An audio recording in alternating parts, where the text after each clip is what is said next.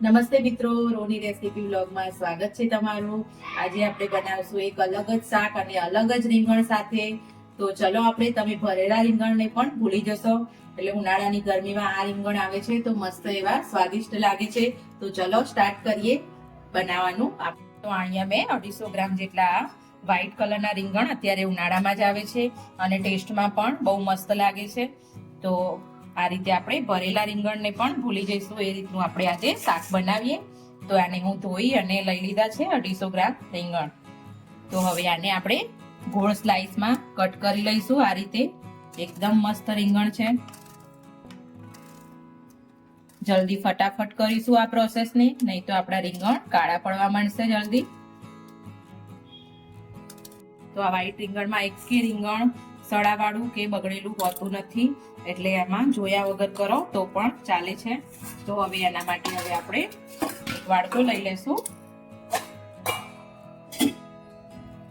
તો એમાં આપણે 2 થી 3 ચમચી જેટલું ઘરનું દહીં છે, તો દહીં લઈ લેશું અને દહીંને આ રીતે વિસ્કરની મદદથી થોડું ફેટી લેશું।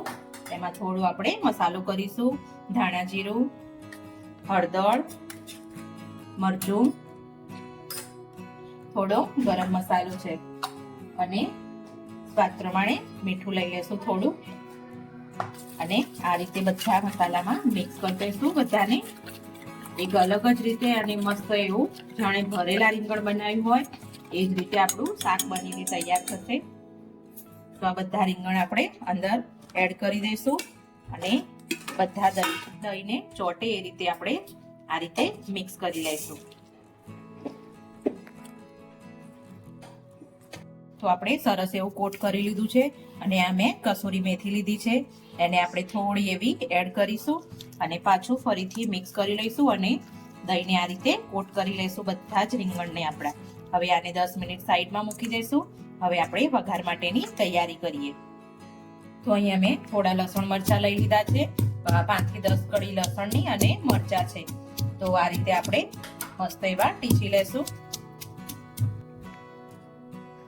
તો અહીંયા આપણે એક વાસણ લઈ લીધું છે, એમાં 3 થી 4 ચમચી જેટલું તેલ લઈ લેશું। 4 ચમચી લીધું છે આપણે। તો આપણો વઘાર મસ્ત એવો આવી ગયો છે। તો આપણે થોડું જીરું નાખીશું, રાઈ નાખી, જીરું, થોડી હિંગ અને લસણ અને લીલા મરચાંનો વઘાર કરી દઈશું અને આને થોડી અડધી મિનિટ સુધી સાતળી લઈશું। તો વઘારમાં આપણે થોડું એવી હળદર અને થોડું લાલ મરચું નાખીશું, જેથી કરીને આપણા શાકનો સરસ એવો કલર આવે। અને આ જે સાઈડમાં રીંગણ કરીને મૂક્યા હતા એને આપણે અંદર એડ કરી દઈશું બધા જ રીંગણને અને આ રીતે ધીમેથી હલાવી દેશું।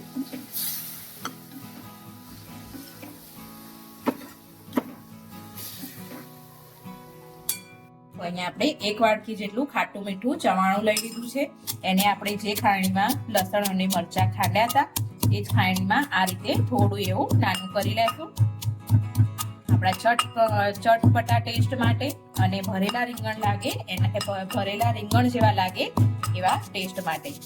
તો આ રીતે આપણે એક નાની વાડકી જ લીધી છે, તમે ના હોય તો ચણાનો લોટ પણ સહેજ લઈ શકો છો। તો આપણે હવે આ ચવાણાને અંદર એડ કરી દઈશું અને સરસ એવું બધી બાજુથી મિક્સ કરી લઈશું। મીઠાનું પ્રમાણ તમને ઓછું લાગે તો તમે સ્વાદ પ્રમાણે લઈ શકો છો, હું થોડું મીઠું નાખીશ હજી, મરચું પણ તમે તમારા સ્વાદ પ્રમાણે લઈ શકો છો। હવે આપણે થોડું એવું પાણી એડ કરીશું અને થોડી વાર આને કૂક થવા દઈશું રીંગણને। તો આપણે 4 થી 5 મિનિટ જેટલું થઈ ગયું છે। તો શાક મસ્ત એવું ચડી ગયું છે અને બધું તેલ ઉપર આવી ગયું છે। તો આપણે શાકને થોડું એવું હલાવી લેશું અને આપણે દહીં નાખ્યું હતું એટલે એના હિસાબથી થોડી એવી આપણે ખાંડ બેલેન્સ કરવા માટે એડ કરીશું, બસ થોડીક જ બેલેન્સ કરવા માટે। એટલે ખાટો ટેસ્ટ ના આવે, ખાટો મીઠો બંને ટેસ્ટ આવે. એકદમ આપણા રીંગણને આપણે દબાવીને જોઈશું, એકદમ મસ્ત એવા સોફ્ટ અને ચડી ગયા છે. તો હવે આપણે ધાણા નાખીને ગાર્નિશ કરી લેશું, પછી આપણે સર્વ કરી લઈએ. તો છે ને એકદમ જોરદાર. કોઈ પણ નહીં કહે કે આ શાક રીંગણનું છે. મસ્ત એવું શાક જોરદાર બન્યું છે, ટેસ્ટમાં પણ જોરદાર અને દેખાવમાં પણ જોરદાર.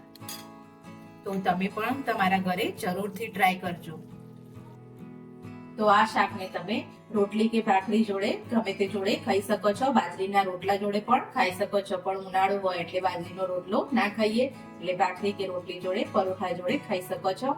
અને વિડીયો મારો ગમે તો લાઈક કરજો, શેર કરજો, સબસ્ક્રાઇબ કરજો. Thank you.